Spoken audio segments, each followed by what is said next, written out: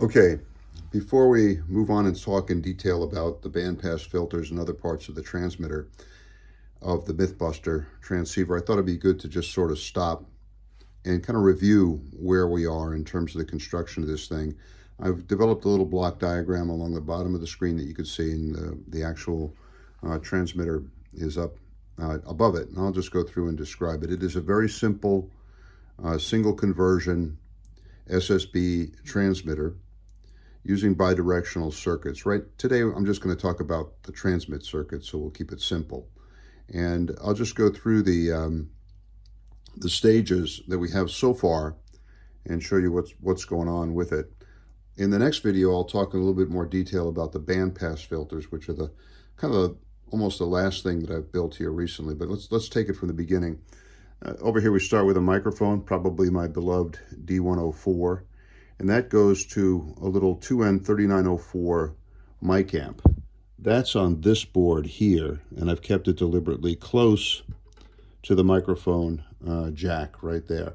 I just took this circuit, lifted it right out of the UBitX, the microBitX circuit, and it seems to work very well. I think I've used it in other rigs also. From there, the signal, the audio goes to a 2-diode singly balanced mixer.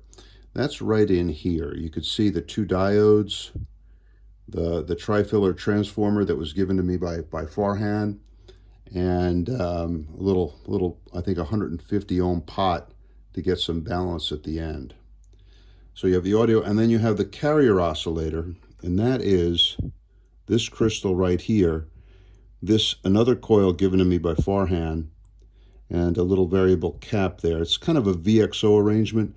This is the lowest frequency crystal that I had in the batch of 20 that I bought from Mauser. And I'm able to bring it down so that the carrier oscillator frequency is down around 5.2397 megahertz. Okay, so the carrier oscillator signal and the audio mix in the mixer here, we end up kind of with a double sideband signal around 5.239 megahertz here. From there, it goes to the TIA amp, the Termination Insensitive Amp. I have it marked T here, that's the bottom side.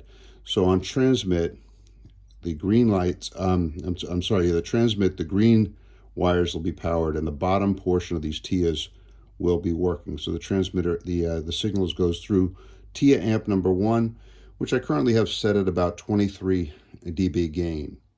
From there, it hits the 10-pole crystal filter that I built with the crystals from Mauser.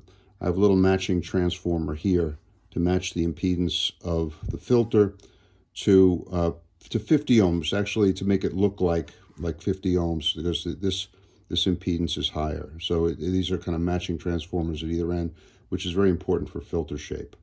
So at the other end, it goes into another TIA amp through another transformer, through another TIA amp, and it goes through there, another 23 dB gain. And then from there, it goes through this little bit of coax into the ADE1 mixer. It's a diode ring mixer in a very small package. It was given to me by my friend Armin, WA1UQO, a while back, and I just got around to using it. This is the VFO from the Yaesu FT101. Runs around 9 megahertz. So this provides a local oscillator signal.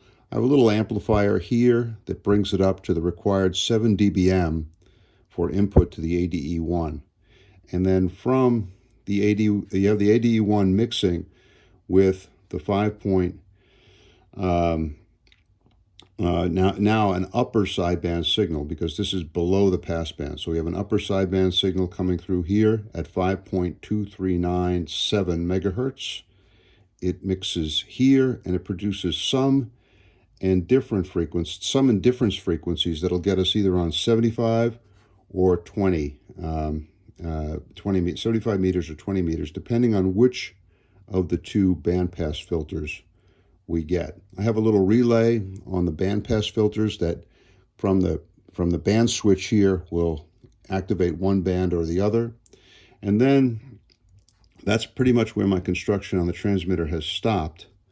I have, look, I'm using a little 50 ohm terminator here, an SMA terminator that goes on the end, and this allows me to take a look at, I want to know how much single sideband signal I have coming out here into 50 ohms, and I also would like to take a look at how much attenuation is happening here, and also how well these filters are getting rid of the other products that are not necessary that are coming out of the ADE1.